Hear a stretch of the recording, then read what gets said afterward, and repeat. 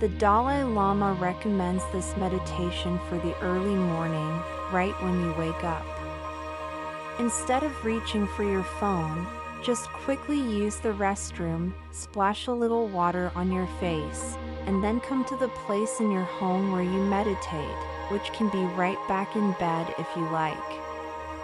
Posture. Elevate your seat by sitting on a cushion or pillow. Cross your legs. Straighten your spine. And rest your hands in your lap, palms up, the tips of your thumbs touching one another. Slightly tilt your head down and half close your eyes. 2 breaths. From sleep, your body should already be relaxed. And we take 2 deep breaths, trying to place our mental focus on the breath and nothing else. 10 seconds to meditate on 2 breaths in silence. Motivation to benefit ourselves by benefiting others. We fill our minds now with a motivation to create the true causes of happiness today by making our day of benefit to others, by becoming a source of joy and compassion, an open ear and an open heart to those we encounter today.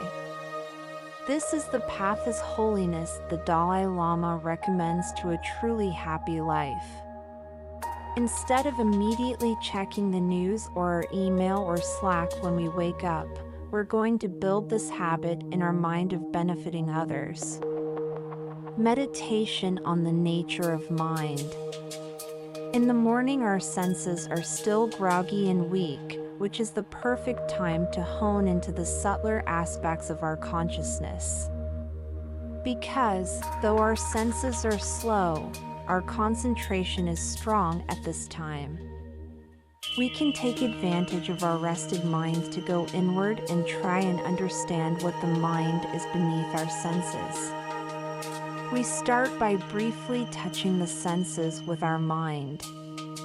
As you feel the light coming in through your eyelids, realize that there is actually no color, no brightness, no darkness in nature. These are psychological phenomena that the brain fantasizes from the invisible vibration of electromagnetic energy. Light and color are illusions. For a moment, try and see this with your inner sight, how light and form and color are actually made of something subtler, of mental energy. Now look at sound, another synthetic phenomenon. Vibrating air makes no inherent sound.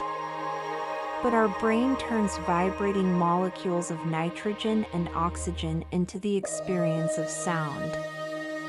Look below the sound and see how sound too is a mental experience. Something underlies this experience of sound, dependent upon neurons, but not neurons either. Something that rides upon them, an energy which is our 6th sense of mind. Now examine smell and taste and touch, which you feel in your palms, and with the rise and fall of your chest as you breathe. Each of these sensual phenomena occurs within your mind. There is no smell, taste, or touch inherent in nature. These senses too are mental, psychological phenomena. The brain is a virtual reality simulator that translates the colorless, soundless, scentless reality of our universe into the beautiful illusion we call the outer world. Now try and let go of these senses and look only at the mind.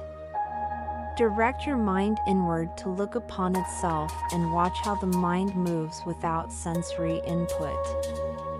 Watch mental experiences pass by and notice how they differ. Some are emotional, colored with a strong drive toward pleasant feelings and away from unpleasant ones. Some are memories.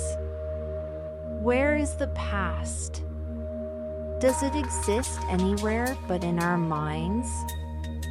Some are plans, our hopes for the future. Some are an urge to action, that drives us to act in the world. And then some moments of consciousness occur between thoughts. If we watch closely the gaps between thoughts, we can experience moments of pure awareness. Try and let your attention move away from thoughts and emotions and memories and plans and spend more time in the gaps between thoughts.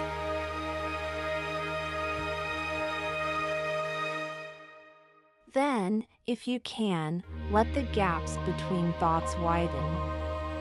Lengthen the experience of the mind looking at itself without thoughts. Let thoughts subside and stare at pure awareness. If thoughts intrude upon this open awareness, try and let them pass by without forcing them away. They'll naturally disappear on their own. Be gentle with your mind and it will open further day by day. Try and observe this mind now for a minute. Using your analytic faculties, examining the space of your mind with curiosity and openness. Does the space of the mind have a size, a brightness, a sense of awareness or intelligence? What do you see when the mind is free from thoughts?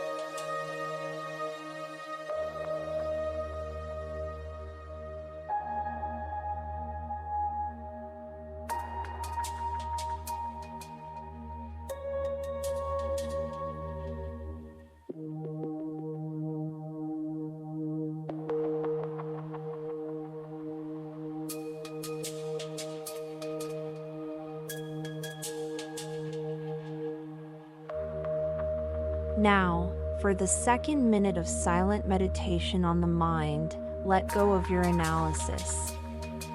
Dissolve into your awareness itself, where there is no separation between observing the experience and the experience itself. Let go of analysis in words and concepts and rest in the nature of the mind beyond concepts.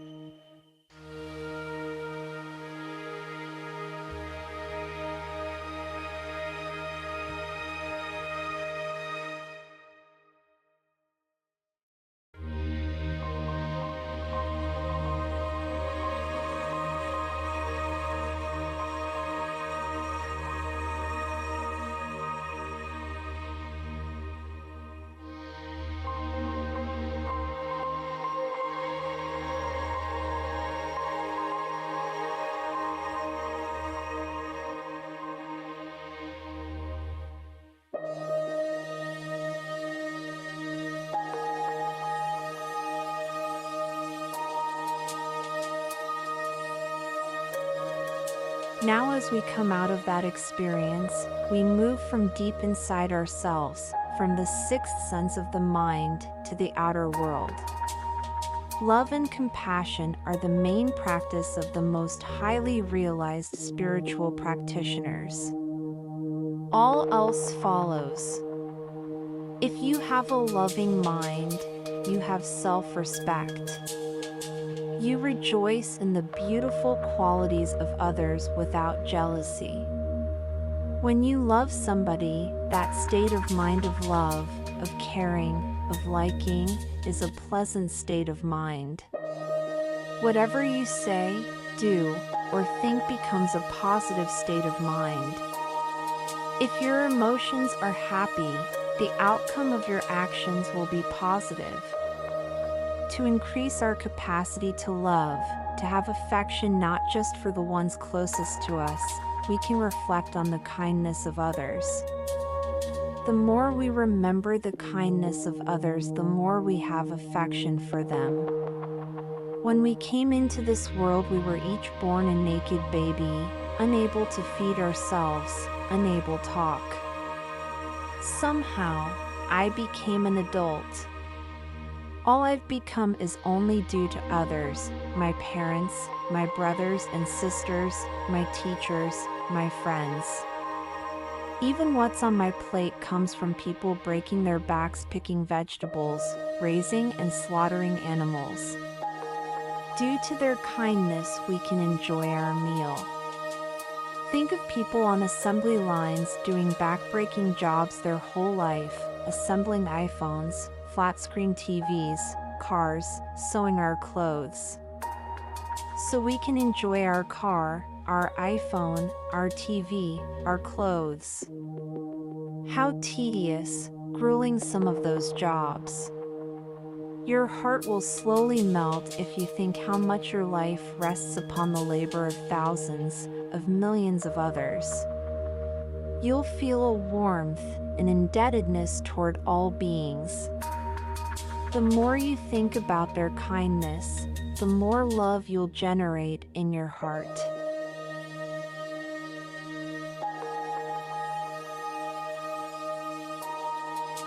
Just the fact that we're still alive is due to all these people taking care of us. Think of those that build our roads, grow our food, make our medicines, care for us when we're sick. We only exist due to others spending their whole days, their whole lives, to help us.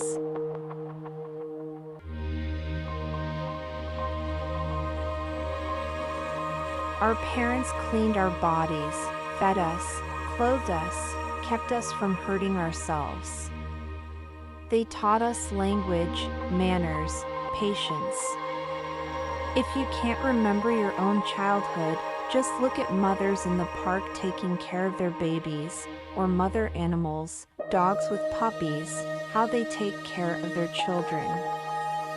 Set aside any resentment and think of the thousands of hours they spent taking care of us. Had they ignored us for even a few hours, we might not be alive today.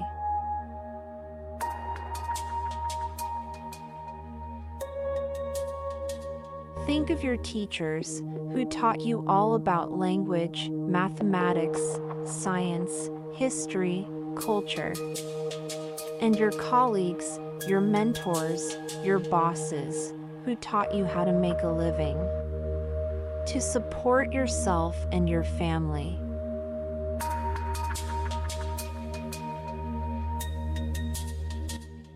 Think of everyone you've ever known. They each taught you something. Even your enemies and rivals and ex-lovers and friends taught you lessons in communication, patience, humility, resilience. They showed us affection, they listened to us, they cared about us, they fed us.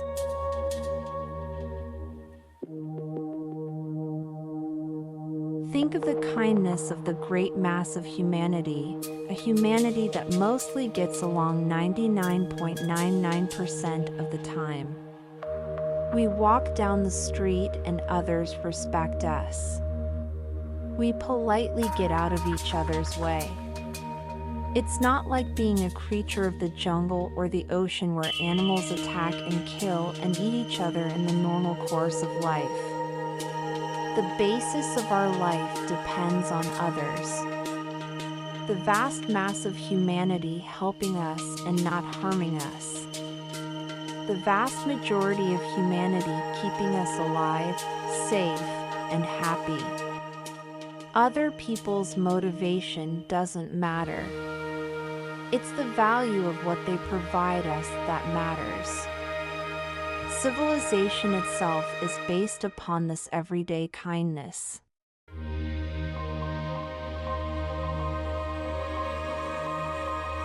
As we go through our daily life, we can look at everyone we encounter and generate this sense of gratefulness for keeping civilization together, for letting each other go about our lives.